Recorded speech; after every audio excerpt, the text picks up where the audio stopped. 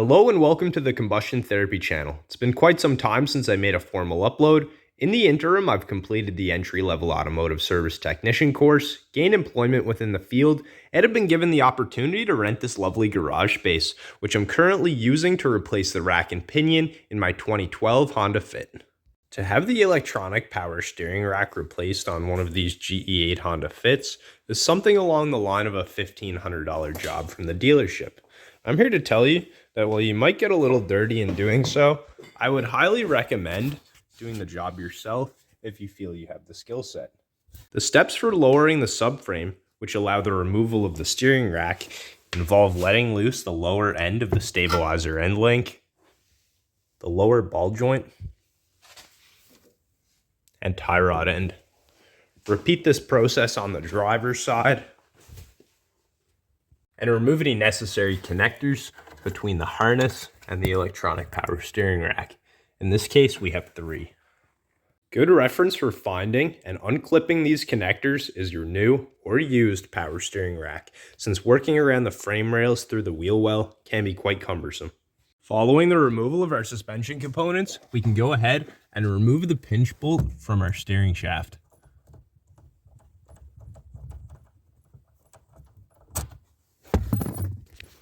Finally, we can remove the large fastener, securing the underside mount. With these steps complete, all of which have taken maybe 45 minutes to an hour, we can go ahead and support the lower side of our engine because it's time to lower the subframe. Such a minuscule subframe on these Honda Fits, we have ample area for our floor jack, leaving lots of room to lower the subframe around it. After supporting our subframe with something like a couple of jack stands and ensuring that none of the 6 fasteners securing our subframe to the unibody are seized in place, we can begin removing these fasteners, which will allow us to lower the subframe.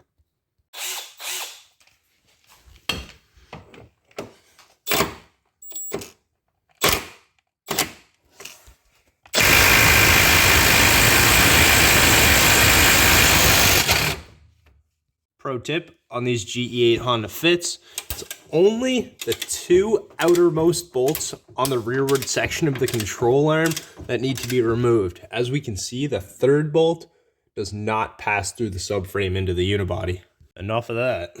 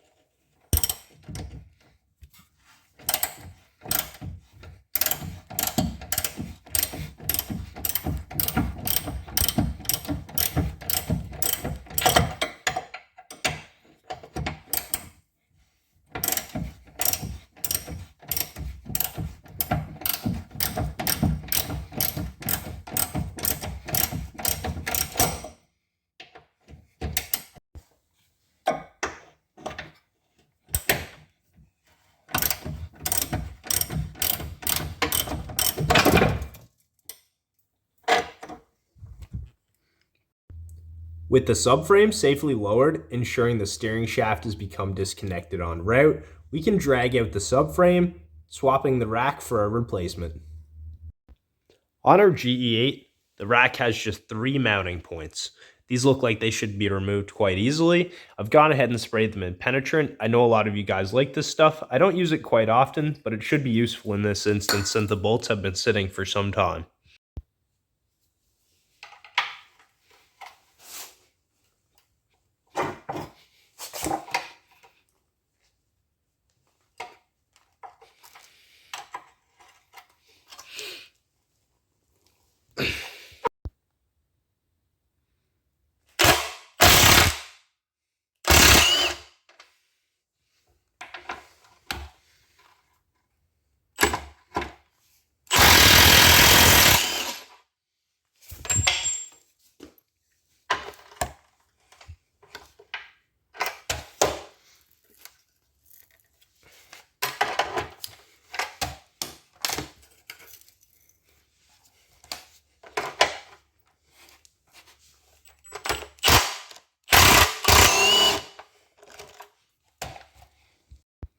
Looks like it shouldn't be necessary to remove the bolts on these ends of the segments.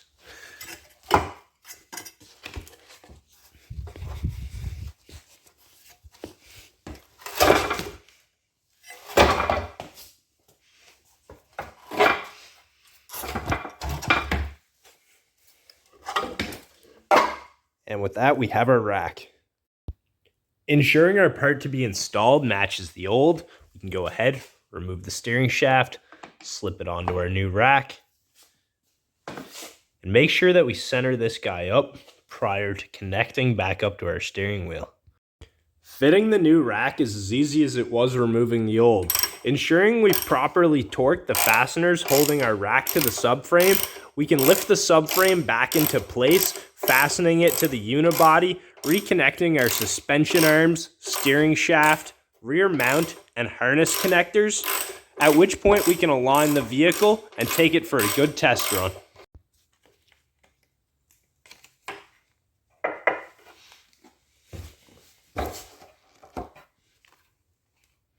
Looks like I got lucky since I'm not finding any play in this front end. Thank you for watching today's Combustion Therapy upload. I hope to be with you for many more in the near future now that I'm back in business. If you enjoyed today's content, don't forget to like the video, comment below, and subscribe to the channel, clicking the notification icon to be alerted of future uploads. Thanks for watching.